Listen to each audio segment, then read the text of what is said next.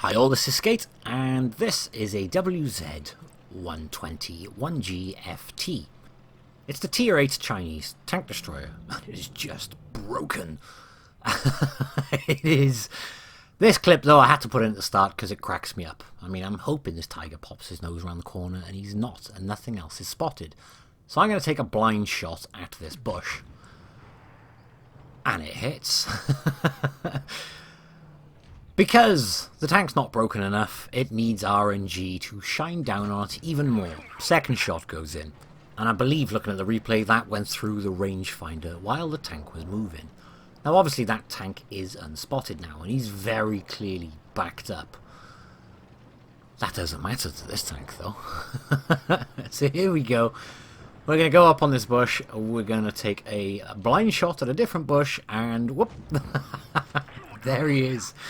But that's not it. RNG's not done shining down on us on this game. We're on the move. We're going to quickly pop an ammo rack on that tiger, and then we're going to bugger off. It's around 2,300 damage in 4 shots. It's not bad going. Yeah, okay. WZ-120-1G fake tank. This has been out for a while. I don't have this tank. But being as the other Chinese tank destroyers were coming out, I thought, you know what, I'm going to jump on the press account and I'm going to have a go in this tank. Jeez, this thing is good. I mean, you got 400 alpha shots with 2,908 damage per minute. It's got a respectable 248mm of penetration. It's got a 0.32 accuracy with a very quick aim time, and this one has 6 degrees of gun depression. It's good. The gun is very good on this. But that's not all. It's got great mobility, and it has 120mm of frontal armor. Look at the angle of that frontal armor. It bounces. It bounces a lot. Now, I'm not saying it's invulnerable, but it is pretty damn good, to the point where I think it's hard to go, well, yes, this is a very well-balanced tank. No, it's not. It's really not. It's fantastically good. I mean, the actual tech tree one, the new one, the WZ-120-1G FT, that's a very good Tier 8 tank destroyer. I mean, that's very good. This is better.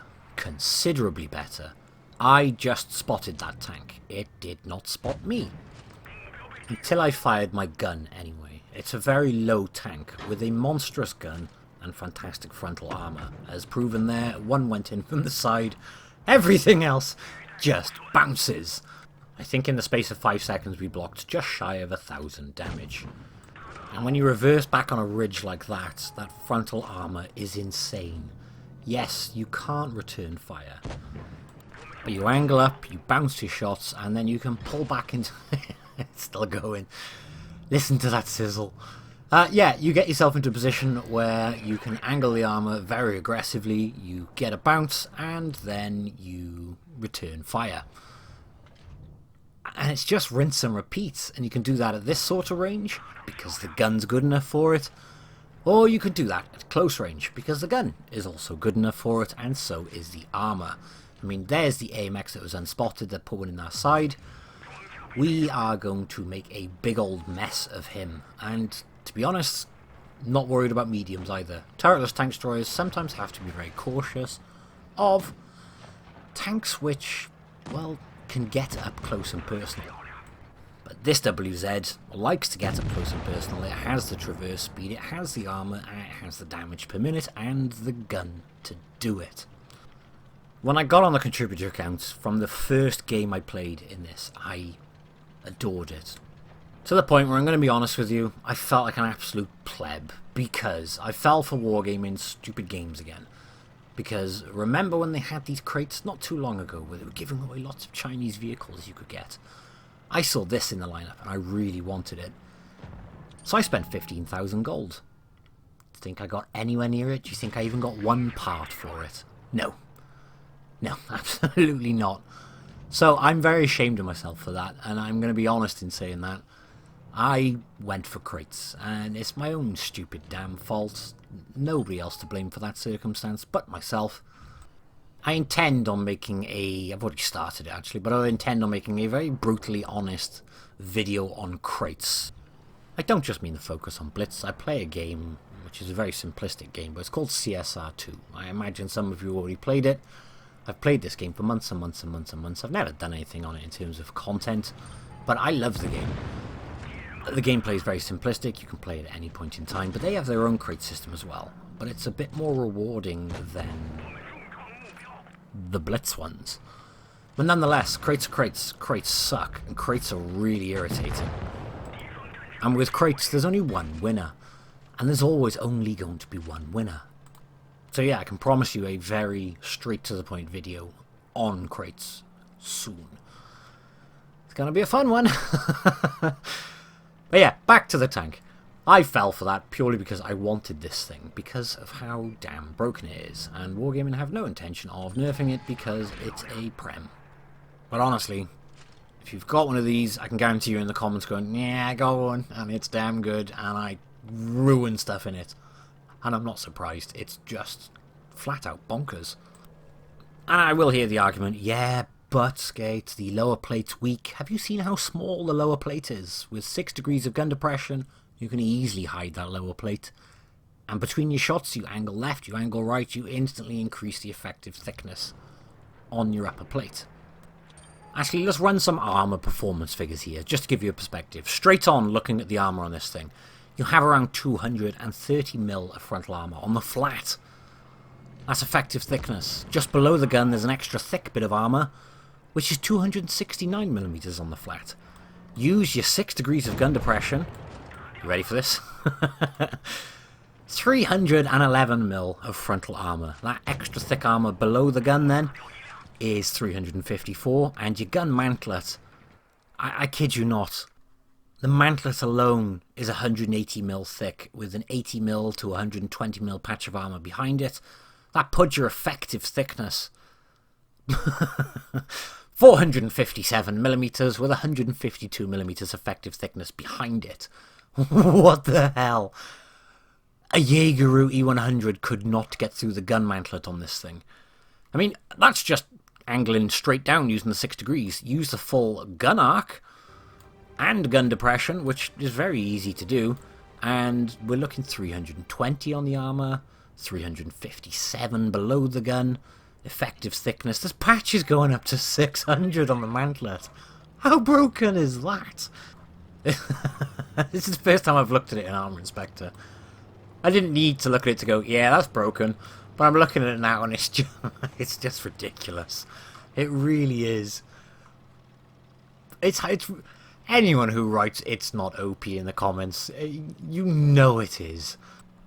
Don't worry, these sorts of videos aren't going to get it nerfed. It's a premium tank. Wargaming aren't going to nerf it.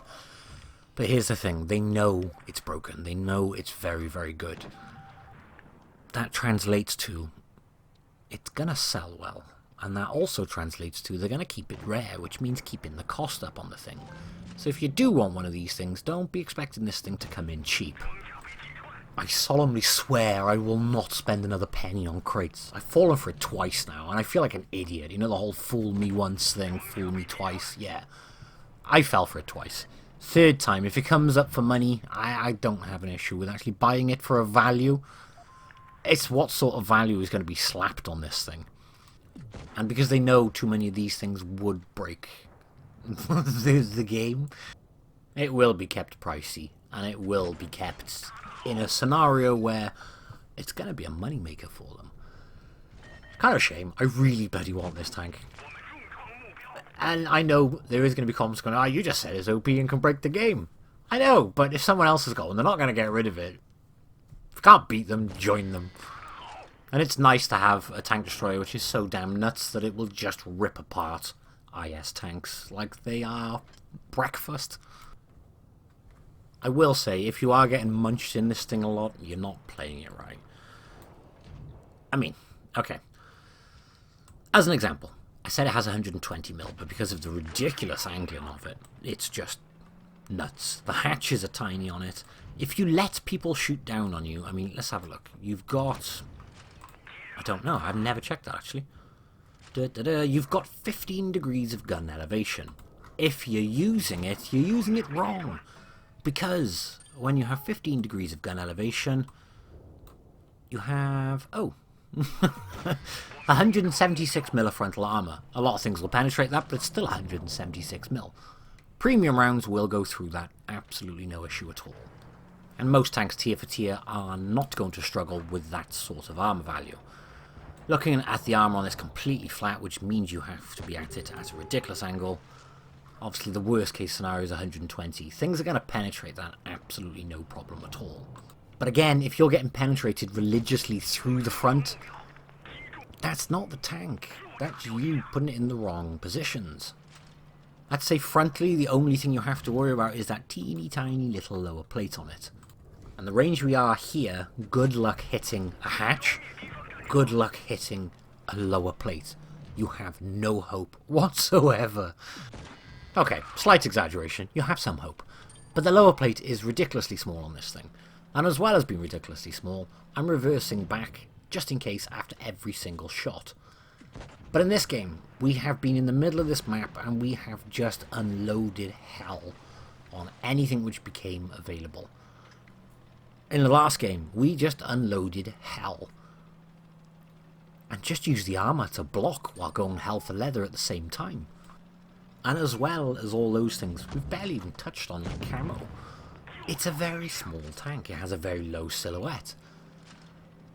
We have a side-scraping IS who just completely blanked us, but to be honest, I wasn't worried about if he hit us anyway.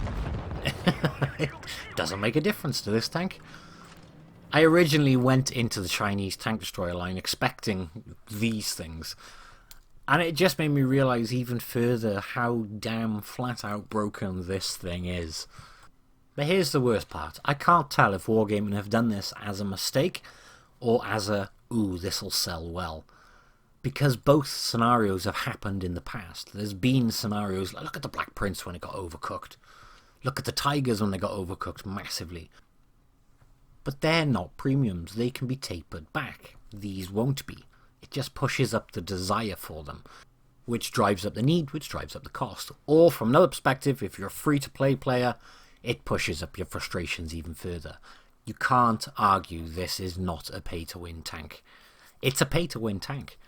Through and through. It's a funny pay-to-win tank, but it's still a pay-to-win tank. And I'm obviously a big tank destroyer fan, for those who don't know.